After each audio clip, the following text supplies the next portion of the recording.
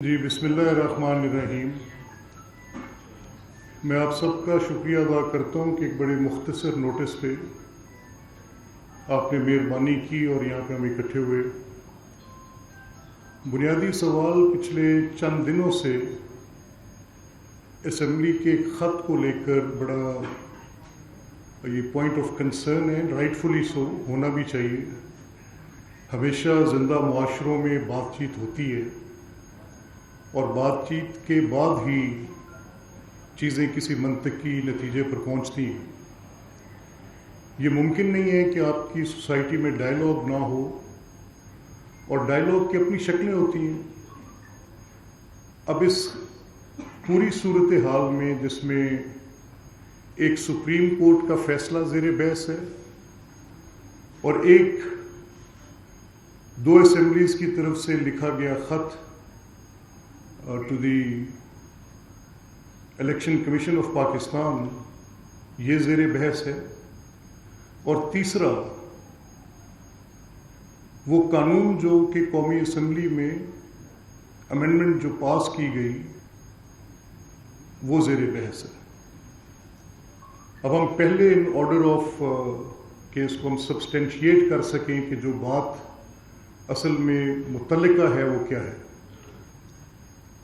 جب یہ ایکٹ پاس نہیں ہوا تھا، یہ امینڈمنٹ پاس نہیں ہوئی تھی، تو تب سپریم کورٹ کے اس آرڈر نے ایک رائٹ کریٹ کیا فار پاکستان تحریک انصاف، اور پہلے الیکشن کے متعلقہ قوانین ہیں جن کے تحت پولیٹیکل پارٹیز کو الیکشن کمیشن ریگولیٹ کرتی ہے.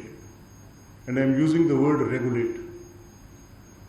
ان قوانین کو سامنے رکھنا تھا فیصلہ دیتے ہوئے. اس کی ریشنل فیصلے کی اس قانون کے بنیاد پر تھی. الیکشن کمیشن کا جو پشاور ہائی کورٹ کا فیصلہ تھا، اس کے بعد جو سپریم کورٹ کے اندر مقدمہ گیا اور الیکشن کمیشن کا نوٹیفیکیشن، یہ تین چیزیں وہاں پر زیر بحث تھیں. اب الیکشن کمیشن کا بریفلی ایک لے مین کی لینگویج میں یہ فیصلہ تھا کہ جب ایک پولیٹیکل پارٹی اپنی وہ ریکوائرمنٹس پوری نہیں کرتی تو اس کے پاس پولیٹیکل پارٹی کا، جب وہ اپنے الیکشنز کنڈکٹ نہیں کرتی اور جب وہ اپنے وہ تمام جو ضابطے کے مطابق، قواعد کے مطابق ایک سیاسی جماعت کے کیے جانے والے اقدامات ہیں ان کو پورا نہیں کرتی، تو بطور پولیٹیکل پارٹی الیکشن کمیشن کے پاس اس طرح سے ایگزسٹ نہیں کرتی فار سرٹن پرپزز جن میں ایک الیکشنز کا بھی پرپز ہوتا ہے. تو ہمیں اس کے پیچھے موجود جو تھی، میں کیونکہ بڑی پولیٹیکل بات نہیں کر سکتا، اس کے پہلے کیا پوزیشن تھی اور کیوں تھی، اور اس سے پہلے الیکشن کمیشن کی کیا پوزیشن تھی، اس بحث کا میں ایک جائزہ لے سکتے ہیں. میں کسی پارٹی پوزیشن پر گئے بغیر صرف واقعات کا احاطہ کروں گا. Prior to this formation of election commission جو کہ آج کی ہے، اس سے پہلے جو الیکشن کمیشن تھا اس میں ایک مقدمہ زیر سماعت تھا جو کہ آپ سب کے حافظے میں ہوگا، فورن فنڈنگز کا. تو اس وقت اس فورن فنڈنگز کے مقدمے کو نہ چلوانے کے لیے کم از کم وہ جو بابر اکبر صاحب نے کیا ہوا تھا، تو آپ کو یاد ہوگا کہ وہ کم از کم 3-3.5 سال اس کو سٹال رکھنا مقصد تھا. تو اس مقصد کو حاصل کرنے کے لیے ہدف یہ تھا کہ وہ مقدمہ 3-3.5 سال سٹال رہے، اس میں کوئی پیش رفت نہ ہو، اس میں ان اکاؤنٹس کی اسکروٹنی نہ ہو سکے. تو ایز اے پولیٹیکل پارٹی اپنی انکیپیسیٹیشن پروف کرنے کے لیے یہ کام نہیں کیے جا رہے تھے، جن کی بنیاد پر پھر وہ الیکشن کمیشن کو رائٹ فلی ایک لیگل آرڈر پاس کرنا پڑا. ایک تو اس کی یہ صورت تھی. ان حالات میں الیکشنز آئے اور پھر معاملہ سپریم کورٹ تک پہنچا کہ مخصوص نشستیں کن کو ملیں گی. تو جو بادی النظر میں plain reading of the act تھی، اس کے مطابق جو فیصلہ ہوا وہ ڈفرینٹ کورٹس میں ہوتا ہوا تھا. منطقی نتیجہ اس کا یہ ہوا کہ جو پارلیمانی حیثیت نہیں رکھتے، جن کی پولیٹیکل پارٹی کی الیکشن کمیشن کے اندر انکیپیسیٹیشن ہے ٹو سبمٹ دیٹ، تو وہ سیٹیں کسی اور کو دی جائیں گی جن کی پارلیمانی حیثیت ہوگی. لیکن سپریم کورٹ نے اس کو ٹرن ڈاؤن کر دیا. تو اب یہ جو سپریم کورٹ نے ٹرن ڈاؤن کیا، انہوں نے ایک اپنا آرڈر دیا اور اس میں انہوں نے کہا کہ جو پہلے لوگ ایفیڈیوٹس دے چکے ہیں، ان ایفیڈیوٹس کے اوپر جا کر پھر وہ ایک نیا एफिडेविट दें, तो वो फिर एक नई बहस खुलती थी कि पहले एक हल्फनामा दिया हुआ है, फिर एक हल्फनामा आएगा, ओथ्स एक्ट का क्या होगा, ये कैसे हो सकता है, अगर ये प्रैक्टिस इन वोग बन जाए तो फिर फ्लोर क्रॉसिंग की वो जो शिकें उसको रोकती हैं, आइन की शिकें रोकती हैं, तो फिर क्या उनको मुअत्तल करना पड़ेगा, फिर क्या कैफियत होगी कि अगर आज मैं एक हल्फनामा दे दूं और कल को कहूँ कि नहीं जी मैंने एक नया हल्फनामा देना है। तो ये कई मुबाहिस इसके साथ खुले हुए थे।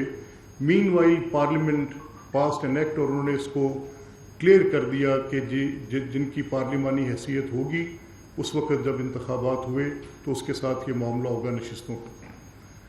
अब दो सवाल फिर उठते थे कि क्या जो लॉ इन फोर्स है जो इस वक्त पार्लियामेंट ने पास किया है उसको फौकियत हासिल होगी, और अगर उसको फौकियत हासिल नहीं होगी तो क्या जो सुप्रीम कोर्ट की जजमेंट है उसके मुताबिक एक्ट होगा। तो इसमें जो हमारी राय थी वो ये थी, और राय नहीं थी, ये एक इस्टेब्लिश्ड पोजीशन है, not just an established position है बल्कि pronounced by various benches of the supreme court. पिछले 70 साल की जुरिस्डिक्शन इन्हीं खतूत पर इस्तवार है। यही फैसला देते हुए, इंटरप्रेट करते हुए जजमेंट्स के ऊपर मौजूद कोई लॉ अगर मौजूद होगा और जजमेंट उसके किसी और जाविये की बात कर रही होगी तो क्या जो लॉ है वो इन फोर्स रहकर अपने आप को अमल दरामद करवाएगा। तो ये बहस तो पहले से तयशुदा थी, इस पर कोई नई दलील, कोई नई मंतक, किसी नई इंटरप्रिटेशन, किसी नए जवाज, रेशियो डिसिडेंडी, नथिंग वाज रिक्वायर्ड। तयशुदा बात थी कि कानून के मुताबिक अमल होगा।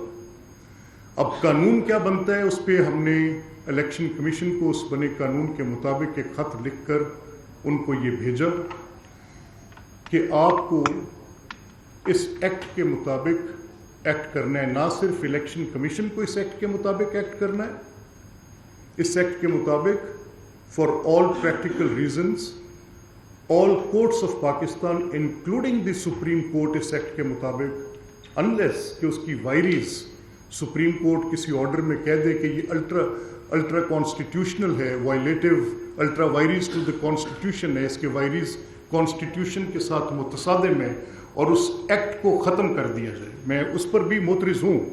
हमने पास्ट में ये देखा कि बहुत सी ऐसी जजमेंट्स जिनमें एक जजमेंट आपको याद होगा, चंद रोज़ कबल भी मैंने आपसे बात की, जब आइनी तरामीम की बहस अभी पूरी तरह से खुली नहीं थी, उस वक़्त मसवदा सामने नहीं था, लेकिन बाज़गश्त थी कहीं ना कहीं टेलीविज़न पे, डिफरेंट टॉक शोज़, कुछ आर्टिकल्स लिखे जा रहे थे कि एक आइनी तरामीम का मसवदा। तो मैंने उस वक़्त सिर्फ एक नुक्ते पर आपके सामने अपना एक नुक्ता नज़र रखा था, और वो ये था कि पिछले चंद अदवार में, 2-3 दिहाइयों में, ये जो एक जुडिशल एक्टिविज़म का एक सफ़र था, उसने पार्लियामेंट के बहुत से उन हकूक़ को सल्ब किया जो कि एक कॉन्स्टिट्यूशन के साथ amounts to playing a fraud upon the constitution से कम नहीं था।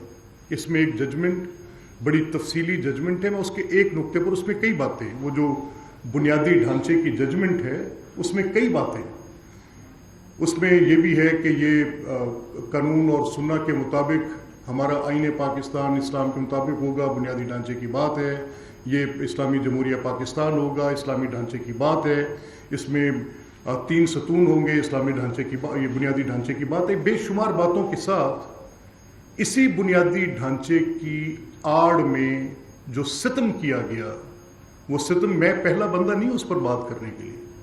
मैंने उस रोज़ भी एक टीवी टॉक शो में ये बात करते हुए कहा कि मुझे जस्टिस फजल करीम साहब के साथ अपनी एक यादाश्त को शेयर करने का मौका मिला। मैं कुछ लम्स यूनिवर्सिटी के स्टूडेंट्स मेरे पास आए और उन्होंने कहा कि ये एक किताब हम आपके लिए लेकर आए हैं, और जस्टिस साहब has heard you on television in some talk show, उन्होंने हमें आपके पास भेजा है ये किताब देकर। किताब का नाम है the change is only constant. अब जस्टिस फजल करीम साहब कौन है? बहुत से हमारे मोअज़्ज़िज़ जज साहिबान के बड़े मोहतरम उस्ताद हैं वो, हमने भी सारी ज़िंदगी अपनी वकालत उनकी कुतुब से पढ़ कर की। वो लैंडमार्क बुक्स हैं उनकी जो आज तक हमारे पास आई। उन्होंने लोगों की जो उनकी जजशिप, उनकी लॉयर लाइक एक्टिविटीज़, उनकी पूरी कॉन्स्टिट्यूशन पे उनकी तरफ से जो रहनुमाई आज तक मिलती है, पूरी फैकल्टी जानती है, पूरा ये जितनी वकालत से पेशा लोग हैं सब जानते हैं, तमाम मुअज़्ज़ज़ जज साहिबान जानते हैं। उनकी उस किताब the change is only constant को जब वो मेरे पास लाए, मुझे वो किताब देखने का मौका मिला, तो उसने कुछ सवालात उठाए मेरे ज़हन में, जिनको लेकर मैं उनसे मिलने चला गया। जब मैं उनके पास गया तो उन्होंने मुझे, बड़े ज़ईफ़ुल उम्र थे उस वक़्त, और बड़ी उनकी एक बड़ी इंसिस्टेंस के साथ, इसरार के साथ मेरे साथ उन्होंने कहा, ये मैं किताब तुझे दे रहा हूँ, ये असम्बली के अरकान में तकसीम कर, उनके पास लेकर जा और उनसे दरख्वास्त कर कि इस किताब को पढ़े और फिर अपनी जिम्मेदारी को कमा हक़्क़हू अदा करें। और वो क्या है कि ये जो बेसिक स्ट्रक्चर की जजमेंट में ये इख्तियार ले लिया कि अपॉइंटमेंट ऑफ जजेस कौन करेगा, ये इख्तियार ले लिया कि रिमूवल ऑफ जजेस कौन करेगा। ये कभी भी सेपरेशन ऑफ पावर में, बेसिक स्ट्रक्चर की आड़ में, नोबडी कैन बी मेड जज of their own cause. Appointment भी खुद, रिमूवल भी खुद, अगर कोई मुकदमा आना है तो सुप्रीम जुडिशल काउंसिल में, ना कोई कारकर्दगी जांचने का पैमाना, ना उसमें कोई पार्लिमान का रोल था। इस चीज में मुझे उन्होंने रहनुमाई दी। उनकी नजर में यह था कि this fraud has been played onto the total scheme of the constitution.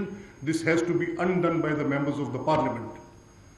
मैं 7 साल इस मुकदमे का मुद्दई बनकर मुख्तलिफ अरकान कौमी असम्बली, मुख्तलिफ अरकान सूबाई असम्बली और सेनेट में सबके पास जाता रहा।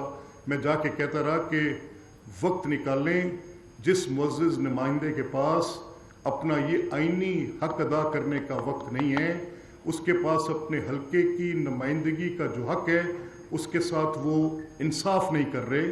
आप मेहरबानी करें, आइन के अंदर ये बुनियादी तरामीम आपको एक सुप्रीम कोर्ट की जजमेंट के साथ, आपकी 18th अमेंडमेंट से पहले, at the time of the 19th constitution, आपको हरास किया गया उन जजमेंट्स के साथ। मुअज़्ज़ज़ अरकान पार्लियामेंट को हरास किया गया कि सच लाइक कॉन्स्टिट्यूशन अमेंड हुआ तो उसमें हम ऐसे रोक देंगे अदालती हुक्म के साथ। मैंने कहा इस अदालती गुंडागर्दी का कोई जवाब तो होगा, कोई बात तो करें। आपका ये हक है, सल्ब हो गया है, आप आइन बना सकते हैं।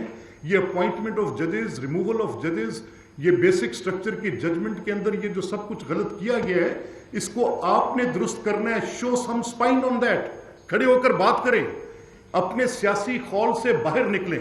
मेरी ये दरख्वास्त हुकूमत से भी होगी, मेरी ये दरख्वास्त ऑपोजिशन के अरकान से भी होगी, मेरी ये दरख्वास्त मौलाना फजलुर रहमान और उनकी जमात से भी होगी।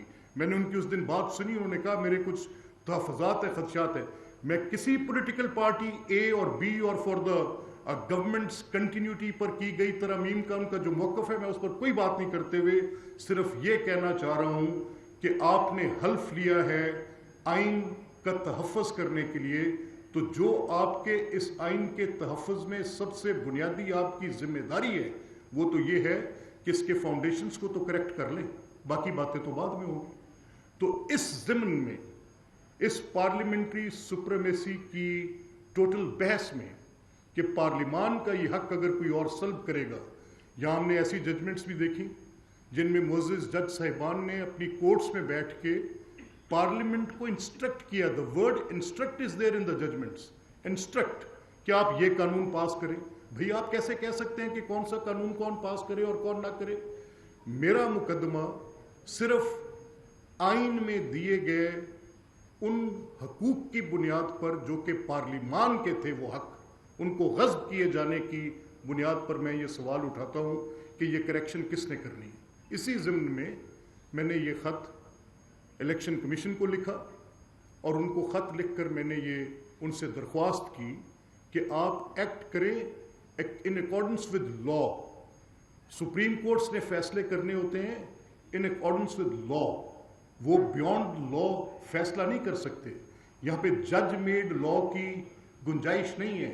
इट्स एन इनेक्टेड लॉ जो पड़ा हुआ है स्टेट्यूट, और स्टेट्यूट का बिल्कुल एक्सप्रेस प्रोविजन है कि किसने कैसे एक्ट करना है, पार्लिमान ने कैसे काम करना है, कैसे काम करना है इलेक्शन कमीशन ऑफ पाकिस्तान ने اور کس طرح کام کرنا ہے سپریم کورٹ آف پاکستان نے، یہ بڑا واضح ہے۔ دوسرا میری آپ سے آج ایز یو آل نو کہ جب in maiden speech chief minister Punjab نے بڑی ایک امپریسو ایک بڑی اچھی تقریر کی تھی، جب انہوں نے ان کی سویئرنگ ان سیریمنی تھی، جب انہوں نے اوتھ لیا ایز چیف منسٹر، تو اس میں انہوں نے ایک اپنا روڈ میپ دیا جس میں ان کا ایک ڈیولپمنٹ کا روڈ میپ تھا، پاورٹی ایلیویشن کا ایک روڈ میپ تھا، کس طرح سے صوبے کو چلانا ہے اس کے لیے انہوں نے اپنے اہداف مقرر کیے، پارلیمان کے ساتھ ایگزیکٹو کا کیا رشتہ ہوگا اس کے متعلق بھی انہوں نے اپنی بات کی، ان کی خواتین کو امپاور کرنے کی بات کی، انہوں نے افیکٹو ڈیموکریٹک انسٹیٹیوشنز کی بات کی، انہوں نے اس اسپیچ میں ایک روڈ میپ دیا جس کو بعد ازاں لیڈر آف دی اپوزیشن نے بھی ایک بڑے اچھے پیرائے میں ان ساری باتوں میں سے چند باتیں، باقی تو ان کے بڑے اختلافات تھے، تو اس پر یہ جو bringing the provincial assembly Punjab's rules of procedure at par with national assembly اور جو بیسٹ پریکٹسز ہیں ان کو اڈاپٹ کرنے کے لیے، تو پھر پہلی سٹنگ میں جو ہماری سٹنگ تھی ایز دس اسمبلی کی جو پہلی سٹنگ تھی اس میں ان کو at par with national assembly میں جانے کے لیے ہم نے ریزولوٹ کیا تھا، اور اس کے بعد پھر ایک کمیٹی فارم ہوئی جس نے 6-8 مہینے بڑی تندہی کے ساتھ ڈیلیبریٹ کیا، تو ہم نے وہ رولز آف پروسیجر جس کے اندر ہم نے ان رولز کو at par with national assembly, اور وہ آبویسلی یہ ایک کانسٹیٹیوشنل کلیپس کی صورت اختیار کر رہی تھی۔ آپ سب کے علم میں ہے کہ 18ویں ترمیم کو پاس ہوئے لگ بھگ اب کتنے برس گزر گئے ہیں، اور اس کے بعد جو ڈیولوشن کا وہ ministerial devolution going to the departments of the provinces, تو اس میں نے دیکھا کہ باقی ہم نے ایک تقابلی جائزہ لیا کہ کیا سندھ اسمبلی نے اس کو آپٹ کر لیا ہے، کیا کے پی اسمبلی نے ان کو آپٹ کر لیا ہے، کیا وہ جو فائنینشیل پاورز تھیں with the privilege accounts committees, ان کے پاس ان حسابات کو دیکھنے کی، اور اس کے ساتھ کیا صورت تھی باقی اسٹینڈنگ کمیٹیز کی، اور پھر کیا تھی پبلک پٹیشنز کے ریگارڈ میں، اور پھر کیا تھی ڈفرینٹ وہ جو 18ویں ترمیم کے بعد قومی اسمبلی سے وہ جو اختیارات پارلیمنٹ کے پاس پارلیمنٹری اوور سائٹ کے تھے، جب وہ منسٹریز ڈیوالو ہو کے ڈپارٹمنٹس کے پاس آ گئی، تو کیا پروونشل اسمبلیز نے وہ رول ایزیوم کیا جو نیشنل اسمبلی کے پاس پرائر ٹو 18th امینڈمنٹ تھا؟ And it was astonishing to see, ہم یہ جھگڑا کرتے رہے پچھلی اسمبلی میں، چودھری پرویز الہی صاحب اسپیکر تھے، لا منسٹر راجہ بشارت صاحب تھے، and every time I met them, جتنی دفعہ میری ان سے ملاقات ہوئی میں نے کہا میرا اور آپ کا بیٹھنا غیر آئینی ہے، آپ اور میں درست سمت میں نہیں بیٹھے، یہ کانسٹیٹیوشنل کلیپس ہو رہا ہے، آپ اپنے اس فنکشن کو پرفارم نہیں کر رہے، آپ کی لا ریفارمز کمیٹی کام نہیں کر رہی، کائنڈلی اس کے اوپر بیٹھیں، اور وہ جو اختیارات کی منتقلی ہے اس میں آپ کی اسمبلی کا وہ کردار جو کہ پارلیمان کا کردار تھا اس کو آپ نے بالکل یکسر نظر انداز کیا ہے۔ نتیجہ کیا نکلا؟ پچھلی اسمبلی میں ہم نے دیکھا کہ 3 اسپیشل کمیٹیز کے ساتھ پوری اسٹینڈنگ کمیٹیز کا فنکشن پرفارم کرایا گیا، تو اس طرح سے وہ اسپیس آف پارلیمنٹ، خود میں زیادہ سپریم کورٹ کو اس میں قصوروار نہیں تصور کرتا کہ انہوں نے کوئی اس پہ انکروچمنٹ کی، انہوں نے constitutional, I use the word playing میری دنست میں، and I can explain it to any level کہ وہ کس طریقے سے انہوں نے اس کانسٹیٹیوشن میں یہ بیسک سٹرکچر کی بات کو ڈالتے ہوئے اس کو ایک بالکل ہی اپنے پاس اختیار، لیکن اس میں ہم جیسے بیٹھے لوگ جو کہ یہاں پر منتخب ہو کر آتے ہیں اور اس کے بعد اپنی آئینی ذمہ داری کو ادا نہیں کرتے، اس کے بعد پھر کئی مسئلتوں کا شکار ہوتے ہیں، اس کے بعد پھر وہ ذمہ داری جو ادا کرنی ہے اس سے ادا کرنے سے بھاگنے کے ہم کئی رستے ڈھونڈتے ہیں، اور یہ کوئی ایک نہیں بھاگا، بھاگنے میں سب نے برابر کا حصہ ڈالا، تو پھر یہ ہونا لازمی تھا کہ وہ جو سپیس آپ خود چھوڑیں گے، وہ جو اختیار کبھی پبلک اکاؤنٹس کمیٹی کا کانسٹیٹیوشن انفسیج کیا ہے، اس کو کوئی نہ کوئی نیب شیب آ کے لے لے گا اس اختیار کو، اور وہ پھر نیب آ کے کہے گا کہ chief minister is nobody, prime minister is nobody, آپ نے اتنے کروڑ کا منصوبہ دینا ہے۔ آئین تو یہ کہتا تھا کہ اگر کوئی بھی اپروپریشنز ہونی ہے، کوئی بجٹ ایلوکیشن ہونی ہے، اس کو منظوری اسمبلی دے گی، کنسیو گورنمنٹ کرے گی، ایگزیکٹو کا اختیار ہوگا، ایگزیکٹو لے کر آپ کے پاس اس کو اسمبلی میں آ جائے گی، اور پارلیمان کے اندر بیٹھے، چاہے وہ نیشنل اسمبلی ہے یا پروونشل اسمبلیز ہیں، اس کے اندر بیٹھے لوگ وہ ووٹ اپون کر کے، یعنی عوام پاکستان ووٹ اپون کر کے وہ آپ کو ایک رقم مختص کریں گے کہ یہ کرنا ہے. لیکن میں نے اس سے زیادہ زیادتی پر مبنی ڈاکومنٹ نہیں دیکھا جب میرے سامنے نیب کا ایک ڈاکومنٹ آیا in shape of an act. وہ جو آرڈیننس کی صورت میں تھا، جس نے کہا کہ اگر آپ اتنے کروڑ سے زیادہ کا منصوبہ کریں گے تو نیب آپ کو منظوری دے گی. نو یو ٹیل می، آپ حساب بتائیں مجھے، تو کون ذمہ دار ہے اس کا؟ Are these member sitting in the assemblies blind? کیا کتاب نہیں پڑھ سکتے؟ کیا تکلیف کرنا کبھی گوارا کریں گے؟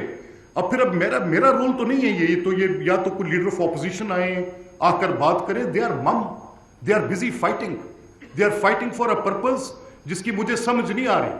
اگر خود میں نے ایک کام کیا ہو، میں خود ایک پیداوار ہوں کہ میں کسی جھگڑے کے نتیجے میں میری برتھ ہوئی ہو کسی جھگڑے کے نتیجے میں، تو میں کسی اور کی برتھ جھگڑے کے نتیجے کو اپنے ساتھ ایکویٹ کرنے سے آگے کیا بات کرنا. لیکن یہاں پہ تو سیلف رائٹیسنس کے وہ دعوے دار آ کر بیٹھے ہیں. بعض اوقات میں سر پیٹتا ہوں دیوار کے ساتھ کہ اللہ کریم مجھے پناہ دے. اور بھائی پہلے کرنے والے کام یہ بھی ہیں ساتھ. اگر آپ یہ نہیں کر سکتے تو متروک ہو جائیں گی یہ بلڈنگز، یہ parliaments. They will be nowhere. Neither آپ کے پاس اختیار رہ جائے گا کہ آپ آئین کے اندر کسی ایک لفظ کو لکھ سکے، نہ قانون بنانے کا آپ کا اختیار کوئی تسلیم کرے گا، ہاتھ رکھے گا. دنیا کی پارلیمنٹس میں، اور جو میرے کانسٹیٹیوشن نے انویسیج کیا تھا، اس نے ایک طریقہ کار دیا تھا کہ پارلیمنٹ کا کیا رول ہوگا، پارلیمنٹری اوور سائٹ کیا ہوگی. یہ سول ملٹری ریلیشن شپ کا جھگڑا ہے نا کہ کون زیادہ ٹرف آکوپائی کرے گا. میں دیکھتا ہوں bring it through the committees, bring it through the parliament. Executive لڑے گی کسی طاقتور ادارے کے ساتھ، نہیں لڑ سکے گی، نہیں بات کر سکے گی، ٹرف آکوپائی نہیں کر سکے گی. انسٹیٹیوشنل ہوگا تھرو پارلیمنٹ. آپ اپنی ٹرف آکوپائی کرنا چاہتے ہیں، شو اس the ability to do it. آپ سپریم کورٹ سے بات کرنا چاہتے ہیں، میں پوری پارلیمنٹ سے پوچھ رہا ہوں، نیشنل اسمبلی سے، شو اس the ability to. آپ بات تو کریں اسمبلی کے اندر، ہمیں نظر تو آئے کہ آپ کرنا کیا چاہ رہے ہیں، کیسے کرنا چاہ رہے ہیں. آپ کی آنکھوں کے سامنے ججمنٹس آ گئی ہیں اور آپ اس کے اوپر کوئی بات نہیں کر پاتے جو آپ کے پورے کانسٹیٹیوشن کو بیسک سٹرکچر کی گار میں لے کے گھر بیٹھ کے جائے. تو وے ٹو اسٹینڈ. تو دوسری میں نے آپ سے یہ بات کی تھی کہ یہ جو رولز آف پروسیجرز تھے، پہلی اس خط کے متعلق میں نے آپ کے سامنے اپنا نقطہ نظر رکھا کہ وہ میں نے کیوں لکھا. اور رولز آف پروسیجر جس میں I really thank the honourable chief minister and the leader of the opposition and that committee which really worked hard on that. بڑی محنت کے ساتھ انہوں نے اس کے اندر ہر وہ قابل عمل چیز جو 18ویں ترمیم کے بعد ہمیں اس کانسٹیٹیوشنل کلیپس سے ایویکویٹ کر سکتی ہے، بچا سکتی ہے، جو نقصان ہم نے پچھلے چند سالوں میں کیا. اور اس کے آپ کو اثرات گورننس میں نظر آئے ہوں گے. آپ کا مشاہدہ ہم سب سے زیادہ، آپ ایک واچ ڈاگ کی حیثیت سے چیزوں کو دیکھتے ہیں. آپ کی نظر سے چیزیں مخفی نہیں رہتی، آپ کھوج بھی نکالتے ہیں، آپ تحریر بھی کرتے ہیں، آپ کے قلم سے ایک اوپینین بھی لکھا جاتا ہے جس سے پبلک اپنا اوپینین اپنا کریٹ کرتی ہے. یہ جو کانسٹیٹیوشنل کلیپس تھا، اس کے اثرات آپ کی اس ڈیلیورنس پر جو 25 کروڑ لوگوں کے لیے، جب آپ کا انسٹیٹیوشنل بیہیویئر کریکٹ نہیں ہو رہا ہوتا تو اس کا نتائج عوام ہوتے. لاسٹلی میں اس بات پر بھی کہ ہم نے ایک بڑی سیریس ایفرٹ کر کے جو بڑے سلگتے ہوئے مسائل ہیں اس پہ کوکسز، جس میں وہ لوگ جو بڑے انڈر پریولیجڈ ہیں، جیسے جینڈر ڈس ایکویلٹی ہے، ایک کوکس، ایک فلی کمپریہنسو کوکس ہم نے اس میں مائنورٹیز کا کریٹ کیا ہے اسی اسمبلی میں. It's first of its kind. اسی طرح ایک وومن کوکس ہے. لوکل گورنمنٹ ایک بڑا امپورٹنٹ سبجیکٹ ہے کہ جو deliverance at the doorstep ملے گی، جو ویژن ہر لیڈرشپ کا ہی رہا ہے. ناٹ سیئنگ کہ کون سی کس وقت کی کیسی بات، لیکن سب کا یہ خیال رہا ہے کہ اس کے اوپر کام ہونا چاہیے اور یہ ایک ریزالو رہے. اسی طرح جو ہم نے یہ جو تھوڑے سے وہ طبقات جن کو ایک سپورٹ، جن کی آواز سنی جانی ضروری ہے. آپ نے دیکھا ہوگا کہ ہم نے پریویسلی ایک مائنورٹیز ڈے پہ ایک سیشن ہولڈ کیا جو کہ چیف منسٹر کا ویژن تھا کہ اس میں انہوں نے کہا کہ اس میں لیڈ لیں، and assembly is the best place کہ جہاں پر آپ بات کریں گے. تو اس طرح سے ہم کوشش کر رہے ہیں کہ اس عوام کے ساتھ connectivity, openness to the people, public petitions کا ہم نے ایک جو as we have brought it at par with the national assembly and senate, اور پبلک پٹیشنز کا ایک میکنزم جس میں لوگوں کی ایک اپنائیت آپ کے اس ایوان کے ساتھ جو تاریخی طور پر تھی وہ رہنی چاہیے، جو کچھ سیکورٹی کنسرنز کی وجہ سے کسی طرح سے منیمائز ہوئی، بیریکیڈز لگ گئے. اب یہ میں اسمبلی کے اندر آیا، میں نے یہ یونیفارم جو دیکھی مجھے لگا میں کوئی کسی بلیک کیٹ کے کسی ڈرگے میں آ گیا ہوں. تو آئی آسکڈ دیم، میں کہا یار یہ وردی تو خدا کا خوف ہے، یہ کوئی عوام کی اسمبلی ہے جس پہ یہ کمانڈو ٹائپ اس طرح کی وردیاں پہن کے لگے، اس کو کوئی سیریمونیل، کوئی سویلائزڈ کسی سیویز کے مینر میں لے کر آئے. یہ اسمبلی ہے، کوئی پولیس کا کام تو نہیں کرتی ہے. سو یہ موٹی بات ون بائی ون کر کے لے وی اسٹارٹ فرام دس. جی خیر سر، لیٹس ٹیک دا مائک جس کے ہاتھ میں مائک.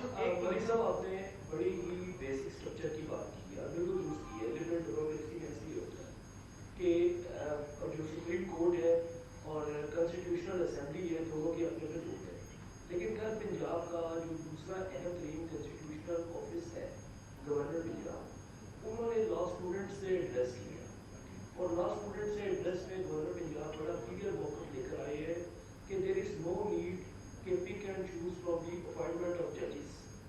ان کا بڑا واضح موقف ہے کہ نمبر 3 سے اٹھا کے پیدل بنا کے پی ایم کو دیا جائے، پی ایم اس میں سے لوگ اٹھا کے چیف جسٹس بنائے. بلکہ انہوں نے وہ پولیٹیکل ایگزامپل بھی کوٹ کیے کہ جب پک اینڈ چوز ہوا ہے نتیجہ پولیٹیکل لوگوں کو پوری اس کو بھولنا بھی پڑا. اب آپ کی بات بالکل درست ہے، ڈیموکریٹک لبرل ڈیموکریسی کے حوالے سے آپ کے الائی ہیں، اور وہ لا اسٹوڈنٹس کو یہ بتا رہے ہیں کہ یہ جو سجاد علی شاہ کیس تھا ایک پروسیجر کے تحت بالکل درست تھا. یہ دیکھیے، میں یہ گورنر صاحب کی اپنی رائے ہو سکتی ہے، میں کسی صورت بھی اس چیز کو پری سپوز کر کے کہ کوئی بھی پولیٹیشین جو ہے وہ غلط کرے گا، میں اس منطق کو بالکل رد کرتا ہوں. گورنر صاحب کی یہ بات میری نظر میں ان کی رائے، کیونکہ وہ ہمارے الائے ہیں، میرے بڑے قریبی دوست بھی ہیں، لیکن میں اس کی ریشنل کے ساتھ ان سے متفق نہیں ہوں. میرا خیال ہے کہ سب سے بہتر صلاحیت فیصلہ کرنے کی سیاسی لوگوں میں ہوتی ہے، اور جب سیاستدان اپنے ڈیسیجنز کرتے ہیں، ٹھیک ہے، اگر پاسٹ کے آپ ایویڈنسز کوٹ کرتے ہیں تو پھر جو آپ اس کو رکھیں گے ایک جکسٹا پوزیشن میں اور اس کا ایک تقابلی جائزہ لیں گے، تو ذرا مجھے تکلیف کریں گے آپ بھی بتانے میں تھوڑی خیر صاحب کہ وہ جو یہ میں گورنر صاحب کی رائے پہ کہہ رہا ہوں، میرے وہ بڑے محترم ہیں میرے، نہیں میں یہ جو کہہ رہا ہوں تو میں نہیں، لبرل ڈیموکریسی نہیں، دس از اے کانسٹیٹیوشنل ڈیموکریسی. یہ بنیادی پہلا سوال اس آئین کے مطابق ہے جو بنیادی ڈھانچے کی ججمنٹ میں the fraud which has been committed to the constitution to this extent، اس پارٹ تک میرا یہ کہنا ہے. دیکھیں، میں کسی صورت بھی اس منطق کو تسلیم کرنے سے میں بالکل اس پر آمادہ نہیں ہوں کہ سیاستدان غلط فیصلے کرتے ہیں، نہیں، ناٹ ایٹ آل سر. ہاں، آپ ایک جائزہ لے سکتے ہیں کہ کن کیے گئے فیصلوں کے نتائج کیا ہوئے. تو آپ ذرا مجھے بتائیں کہ یہ اس فیصلہ آنے کے بعد سے جب سے یہ سینیورٹی، اپوائنٹمنٹ، ریموول کا پروسیجر بنا، what good judiciary has done. پچھلی سے آج کیا فرق ہے؟ کیا عمر عطا بندیال صاحب کی کورٹ میں 5 اور 7 ججز کی تقسیم آپ بھول گئے؟ کیا ثاقب نثار صاحب کی عدالت آپ کو بھول گئی ہے؟ کیا جمالی صاحب کی کورٹ کے اندر کی گئی ورسٹ پولیٹیکل ایکٹس میں سے آپ صرف نظر کر رہے ہیں؟ تو یہ پروڈکٹس ہیں اس فیصلے کے بعد کی بنی سپریم کورٹس کے. میں نے آپ کو صرف 3 ریسنٹ ایگزامپلز دیے ہیں، ریسٹ از ہسٹری. مقصد یہ کہیے گا کہ آپ نے بنیادی ڈھانچے کی بات کی، اور پارلیمان کو پچھلے کئی ماہ سے ہم دیکھ رہے ہیں کہ آپ یہ کہہ رہے ہیں کہ وہ اٹھیں اور اس کے اوپر بات کریں کہ بیسک اسٹرکچر جو ہے اس کو ٹھیک کرنا ہے. تو پھر آخر کیا وجہ ہے کہ جب آپ ایک امینڈمنٹ لے کے آتے ہیں تو پولیٹیکل پارٹی جن کو آپ ارج کر رہے ہیں کہ وہ اس بیسک اسٹرکچر کو ٹھیک کرنے کے لیے پارلیمان کو عزت بخشیں اور اس اسٹرکچر کو ٹھیک کریں، وہ کیوں نہیں ایک آئین ترمیم کے اوپر مل کر بیٹھ رہے؟ کیا یہ لے اور دو والی پالیسی ہے کہ آپ مجھے کچھ دیں ہم آپ کو دیں گے. اس وجہ سے یہ پیسہ چکر ٹھیک نہیں ہو رہا. کیوں اتنی اسٹرگل کے بعد پوری قوم جو تھی وہ 2 دن جان کے اندر مبتلا رہی, یعنی ترمیم آ رہی ہے, کوئی ادھر بھاگ رہا ہے, ادھر جا رہا ہے, کیوں نہیں آپ کر پائے؟ جی دیکھیے, میرا اس میں بڑا واضح اور 2 ٹوک موقف ہے جو میں نے بہت سارے دوستوں کے ساتھ اس بات کا اظہار کیا ہے. آئینی ترمیم ہمیشہ سے ایک بڑی بحث کو کھولنے کے بعد ہوتی ہے. آئینی ترمیم, اب not to talk of what dictators did, اس کو چھوڑتے ہوئے ہم آگے بات کرتے ہیں, LFO وغیرہ کو چھوڑتے ہوئے بات کرتے ہیں, 58(2)B والی کو چھوڑتے ہوئے بات کرتے ہیں, تو پھر ہمارے سامنے 18ویں ترمیم کی ایک ایگزامپل آتی ہے, یا جب ایکچولی کانسٹیٹیوشن فریم ہو رہا تھا تو اس کی ایگزامپل سامنے آتی ہے. اس کا حجم بے شک چھوٹا تھا, لیکن کیونکہ اس کی اثرات ہونے تھے تو اس لیے اس پر اس کو ان 2 مثالوں کے ساتھ منسلک کرنا بڑی آسانی کے ساتھ جائزہ لینے کے لیے کیا جا سکتا. 18ویں ترمیم کے موقع پر ایک آپ نے کنسنسس فورج کرنے کے لیے ایک بڑی ایکسٹینسو ایکسرسائز کی, جس عمل کا آغاز ہوا. اب یہ ترمیم جس دن آنی تھی اس سے پہلے پولیٹیکل پارٹیز, روایتی طور پر بھی ایسے ہوتا رہا کہ سیاسی قائدین ایک دوسرے کے ساتھ بیٹھ کے ان ڈرافٹس پہ بات کرتے رہے. اچھا, اب میرا سوال ہے, میں آپ کو, مولانا فضل الرحمان اس کے اندر ایک فریق ہیں اور ان کے ووٹ میٹر کرتے ہیں because he has the ڈیسائسو votes. میرا یہ سوال ہے کہ ان کا جو ملتان میں انہوں نے ایک پریس ٹاک کی, اور میں ایک پاکستان کے شہری کے طور پہ اور ایک اسمبلی کے اسپیکر کے طور پہ میں یہ سوال اٹھاتا ہوں کہ انہوں نے 2 چیزوں کا ذکر کیا.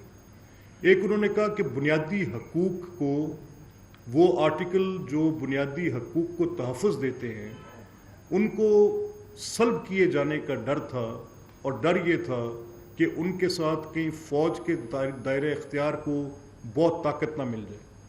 تو میرا یہ سوال ہے کہ کیا اس ملک میں مسنگ پرسنز کی نرو بریکنگ گرپنگ ڈیبیٹ 3 دہائیوں سے اس ملک کے لوگوں کے حواس پر مسلط نہیں ہے؟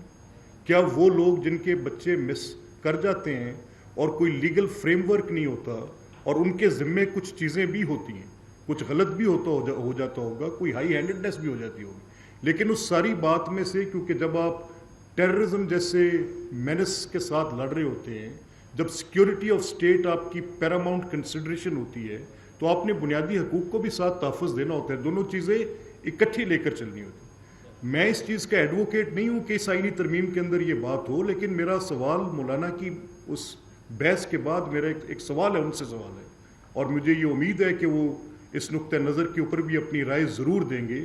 میں from the position of political party نہیں کر رہا, میں ایک آئین کو پڑھنے والے طالب علم کی حیثیت سے یہ سوال اٹھا رہا ہوں کہ جب آپ ایک ایسا لیگل فریم ورک آرڈر, کیا یہ ریالٹی نہیں ہے کہ اس ملک میں 1 لاکھ سے زیادہ افراد دہشت گردی کی بھینٹ چڑھ چکے ہیں؟ کیا یہ ریالٹی نہیں ہے کہ آپ کے علاقوں کے اندر شورش ہوئی, اس کو واگزار کرانے کے لیے آپ کو آپریشنز, کبھی رد الفساد, کبھی ضرب عزم, نیم اٹ اینی ون, آپ کو سوات سے لے کے جنوبی وزیرستان, مجھے ایک الاؤ می ٹو سے اٹ سر, آپ کو یہ سارے کام کیا نہیں کرنے پڑے؟ اب جب یہ کرنے پڑے, اس میں آپ کی ایجنسیز کا ایک رول رہا ٹو سویپ دا ایریاز, اس کو کلیئر کرنے کے لیے لوگوں کو اٹھانے بٹھانے کی بات رہی. کیا ISPR آ کے اپنی پریس ٹاکس کے اندر connectivity of hostile agencies with different Pakistan کے مختلف طبقہ فکر کے لوگوں کے ساتھ, ان کی ایویڈنس کے ساتھ پیچھے ویڈیو سکرینز لگا کر پیش نہیں کرتے رہے؟ کیا طالبان کی شورش کم تھی؟ کیا ہمارے وہ اضلاع جن کے اندر یہ شورش آئی اس میں سویلینز, ملٹری, ان سب کے بڑے لاسز نہیں ہوئے؟ کیا اربوں روپے کا نقصان, اربوں ڈالرز کا ہماری اکانومی نے سسٹین نہیں کیا؟ کیا پاکستان نے دنیا کی سب سے طویل دہشت گردی کے خلاف جنگ نہیں لڑی؟ کیا we don't have the battle hardened military today, جن کے ایک یونٹ کے اندر 50 لمبوز اڑے ہوئے فوجی جوان نہیں بیٹھے ہوئے؟ اور آپ کے پاس لیگل فریم ورک نہیں ہے, تو اس لیے مسنگ پرسنز کی ایک بحث ہے. میں ایک second sir, allow me to complete it, this is more important than the question we are asking. اب اگر یہ سوال ہے کہ بنیادی حقوق سلب ہوتے ہیں, کیا آپ لیگل فریم ورک دیں جس کے ساتھ مسنگ پرسنز نہیں جاتے؟ لوگوں کے خدشات ہیں, پولیٹیکل پارٹیز کے خدشات ہیں. ایٹ دا بیسٹ میں نے اس سے آرگومنٹ زیادہ نہیں سنا کہ یہ لا مس یوز ہو سکتا ہے. تو سر ہو ول کریکٹ اٹ؟ وہ لوگ جو اہل حل و عقد ہیں. آپ بیٹھیں گے, آپ بات کریں گے, مسودات رکھیں گے, آپ ان مسائل کا حل کریں گے. جس نے میرے ملک کو اپنے خونی پنجوں کے ساتھ جکڑا ہوا ہے, کنہوں نے کرنا ہے؟ آپ ہیں وہ اکابرین, آپ نے فیصلہ کرنا ہے. جہاں پر آپ کو تحفظات ہیں کہ یہ مس یوز ہو سکتا ہے, دنیا نے قوانین بنائے ہیں. امریکہ جو کہ اپنی سول لبرٹیز پہ دنیا کا چیمپئن تھا, freedom of expression, civil rights, جس نے دنیا کو ایک رستہ دیا, پوری دنیا کو چیمپئن کر کے دکھایا کہ کیا رائٹس ہوتے ہیں. جب ہوم لینڈ بارڈر سیکیورٹی کا لا پاس کرنے لگا, جب گوانتنامو بے, جب نیشنل سیکیورٹی کوسچن پہ آئی 9/11 کے بعد, the whole regime changed. Where do we stand, sir? ہم بات کیا کر رہے ہیں؟ فیصلہ آپ کا ہے. اچھا سر, یہ رہنمائی فرماتے ہیں اسپیکر صاحب, آپ اسپیکر پنجاب اسمبلی کے ہونے کے ساتھ ساتھ قومی سطح پر جو ہونے والے فیصلے ہیں ان پر بھی آپ کی خاصی راہ رہتی ہے. ہم نے ماضی قریب میں بھی دیکھا ہے, اور خاص طور پر اس آئینی ترمیم سے جڑا میرا سوال ہے. میرا سوال آپ سے یہ ہے کہ آپ اور حکومتی جو وزراء ہیں یا حکومتی الائز ہیں, وہ یہ کہتے ہیں کہ یہ وسیع تر عوامی مفاد میں اس ترمیم کو کرنے جا رہے ہیں. اگر یہ وسیع تر عوامی مفاد میں ہی یہ ترمیم وقت کی ضرورت ہے, تو اس پر کیوں نہیں ایک پولیٹیکل کنسنسس کریٹ کیا جاتا, اور اس میں اپوزیشن کو بھی ساتھ بٹھا لیا جائے, مسودہ بھی سامنے آ جائے تاکہ آگے بڑھا جائے, کیونکہ ہم رکے ہوئے. جی راؤ صاحب, جی الفت لے لیں, آپ بھی سوال لے لیں. سر یقیناً مقدس ادارہ ہے جس نے قوم کے مستقبل کے فیصلوں کا فیصلے کرنا ہے, لیکن ایک عام تاثر یہ پایا جاتا ہے کہ ان ڈیموکریٹک فورسز اس کو ڈیل کرتی ہے, اور ایسے وقت میں ترامیم لائی جاتی ہے کہ متنازع ہو جاتی ہے. اس تاثر کو کیسے ظاہر کریں گے تاکہ پارلیمان کا قد کاٹ ہے وہ اوپر آئے؟ جی آپ, میں ایک سیکنڈ, جی پلیز ایک سیکنڈ. نہیں, مجھے پتہ ہے آپ نے جو سوال کرنا ہوگا, مجھے ایک سیکنڈ ذرا دے دیں پلیز, یہ 2 سوال میں ایڈریس کر لوں. دیکھیے, اچھا پہلا جو راؤ صاحب آپ نے بات کی, میرا یہ ماننا ہے کہ اس پہ اعظم صاحب نے ایک بڑی کمپریہنسو, بڑی مدلل بات کی. انہوں نے کہا دیکھیں, مسودہ کب آتا ہے؟ جب مسودہ پہلے کیبنٹ کے پاس جاتا ہے. مسودہ کب آتا ہے؟ جب مسودہ پہلے کیبنٹ کے پاس جاتا ہے, کیبنٹ اس کو پاس کرتی ہے, تو پھر اس کو وہ پارلیمان کے اندر ایز اس کو لے کیا جاتا ہے, اور پھر اس پہ بحث کھلتی ہے اور یہ بات ہوتی ہے. تو میں ان کی اس بات کے ساتھ متفق ہوں, لیکن جو کنسنسس ایوالو کرانے کے لیے آپ نے بات کی ہے, یہ ضروری ہے کہ آپس میں شکوک و شبہات ختم ہونے چاہیے. اگر کوئی تحفظات ہیں وہ ایڈریس ہونے چاہیے, یہی میں نے آپ سے بات کی. ہمارے لوگ اپولوجسٹ ہیں, نیشنل سیکیورٹی پہ بات کرتے ہوئے اپولوجسٹ ہیں. وہ اس پروگریسو لبرل ڈیموکریٹک پرنسپل پر کھڑے ہو کے اپنی ایک بات کرنا چاہتے ہیں, but unless you give a legal frame work, آپ بات نہیں کریں گے. اس آئین کے مسودے میں تو جب میں نے دیکھا تو اس میں تو وہ تھا ہی نہیں. میں نے اعظم صاحب سے پوچھا کہ آپ لا منسٹر ہیں, آپ نے اس کو لے کر ہاؤس میں جانا تھا, تو اس میں یہ جو بات بہت زور و شور سے کی جا رہی ہے کہ کوئی ایسے تحفظات ہیں جس کے ساتھ اب بہت زیادہ اس کے اوپر انویژن ہو جائے گی, اور بنیادی حقوق کے جو چیپٹرز ہیں وہ سلب ہو جائیں گے.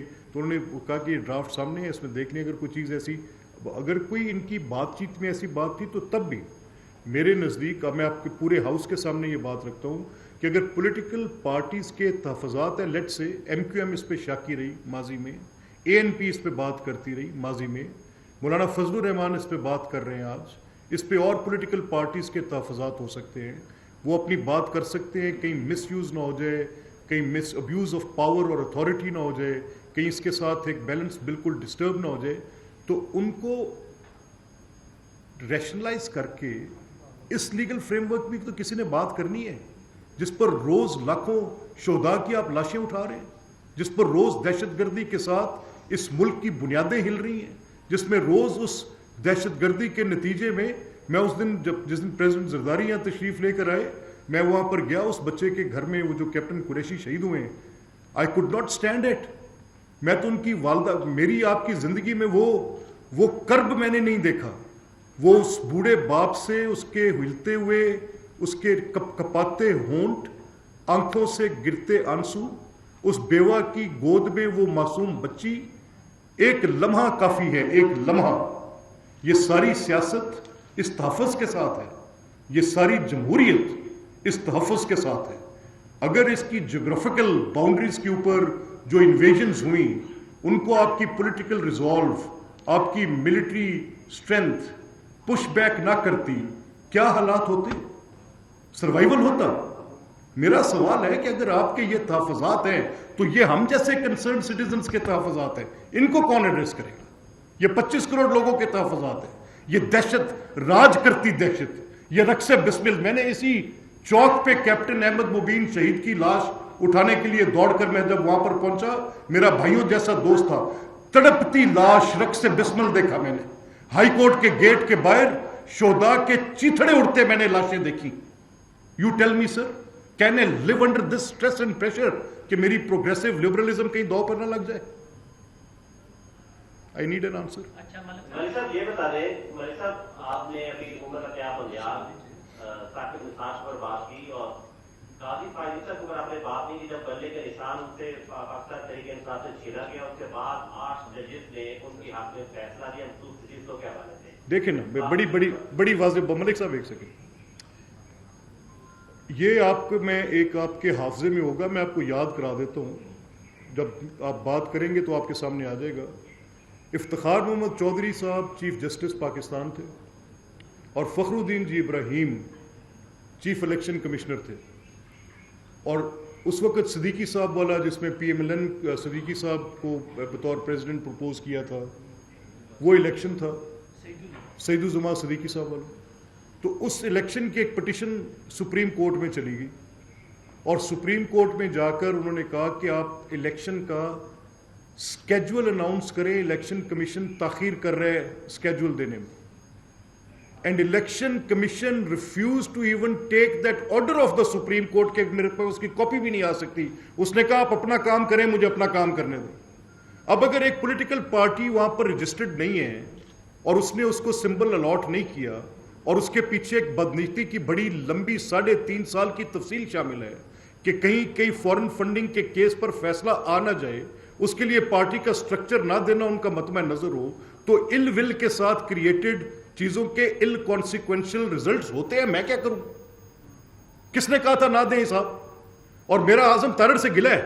میں نے اعظم تارڑ صاحب کو جب یہ پی ڈی ایم گورنمنٹ کے منسٹر لا تھے, میں کہا جرم کر رہے ہیں جس کا جواب آپ کو دینا پڑے گا. I am saying that on TV. میں نے کہا ان کے اوپر کانسٹیٹیوشنل بریچز کے کیسز کریں, یہ نہیں تو نیچے پھر اس نے انڈے دیے, اس جرم نے بچے جنے. یہ صوبائی اسمبلی پنجاب نے چودھری پرویز الہی صاحب کو 17 مرتبہ کانسٹیٹیوشن بریچ کرتے دیکھا. نو کانفیڈنس نہیں لگاتا, no confidence vote of confidence نہیں کراتا, الیکشن آف حمزہ نہیں کراتا. پھر اسی سپریم کورٹ نے جا کر کہا کہ ووٹ ڈالے تو جائیں گے, گنے نہیں. وہ کوئی تماشا عظیم تھا یار. اب یہ بات کرتے ہیں کہ جی یہ تو جو اس ججمنٹ کی ریشنل ہے جس میں وہ سمبل نہیں دے رہے, وہ اس لیے نہیں دے رہے کہ پولیٹیکل پارٹی ایگزسٹ نہیں کر رہی, ان کے اپنے لوگ مانگ نہیں رہے جا کے. ہم سوال اٹھاتے ہیں کہ جی نشان, وہ judgement legally correct with the right ratio decidendi with all good laws and practical reasons, درست فیصلہ تھا, کیونکہ اس کے پیچھے بدنیتی پر استوار کی گئی عمارت تھی کہ 3.5 سال تک کئی فورن فنڈنگ کیس کا اسی گارب میں چھپتے رہے کہ سٹرکچر ہی نہیں ہے, کس کے خلاف کرے. اب میں کیا جواب دے سکتا ہوں؟ Can I give an answer to that? سوال یہی تھا. آپ یہ کہہ رہے ہیں کہ میں قاضی فائز عیسیٰ کو اس فیصلے کی, تو آپ کو اس کی ریشنلی تو ملک صاحب بتا رہا ہوں. میرے پاس تو اس کے علاوہ اور کوئی بات کہنے کو ہے بھی نہیں. اچھا ملک صاحب, جی پلیز. ملک صاحب آپ نے کیا ہے کہ آپ پارلیمان کی بالادستی کی بات کرتے ہیں, لیکن ایک کنفیوژن پیدا ہوئی وہ اس مسودے کو لے کر آئی کہ یہ جو مسودہ ہے یہ برین چائلڈ آپ کس کا ہے. تو آپ نے خود ہی وہ تھوڑی سی بلی جو میں سمجھا وہ تھیلے سے نکالی ہے کہ آپ کو چند سال پہلے سے لگے ہوئے ہیں کہ یار اپنے لوگ کو پہچانو, تو یہ جو ایکسٹرا جوڈیشل ایکٹیویزم ہے, تو یہ کنفیوژن آپ کو کیا لگتا ہے؟ نہیں دیکھیں, میں جو میں آپ کے سوال سے سمجھ سکتا ہوں وہ میں دیکھیں, اس پورے آئینی مسودے میں کوئی ایک چیز جس کو میں ایڈوکیٹ کر رہا ہوں, جس کا میں تقاضا کر رہا ہوں, مانگ رہا ہوں, تمام سیاسی اکابرین سے شامل نہیں ہے. اس میں نہ اس لیگل فریم ورک کی بات ہے, کوئی نہیں کر رہا, نہ میری پولیٹیکل پارٹی جس کی بنیاد پر میں نامینیٹ ہو کے ایک نان پارٹیجن پوزیشن پر ایز اے اسپیکر بیٹھا ہوں, میں نہ وہ بات کر رہی ہے یہ, نہ اس پہ وہ بات کر رہے ہیں جنہوں نے 9 مئی کے اوپر باقاعدہ سیکورٹی بریچ کی ہے, نہ اس پہ مولانا فضل الرحمان جن کی ساری جماعت اس शोरश ज़दा इलाके के अंदर है जहाँ पर ये दहशत की जलगार है, ना इसमें BLA कोई और बात। अगर आपको कोई तहफ़्फ़ुज़ात है, आपको लगता है कि कुछ ऐसे मामलात होते हैं, तो भाई उसके लिए कोई लीगल फ्रेमवर्क ऑर्डर होगा, उनको प्रोड्यूस करना पड़ेगा कि ये पड़ा है, नहीं तो उसके बाद अदरवाइज कोर्ट्स विल एक्ट। तो ठीक है, उसमें जो तहफ़्फ़ुज़ात है उसके ऊपर आप अपनी बात करके इसकी कोई शक्ल तो बनाए, पर किसने करनी है?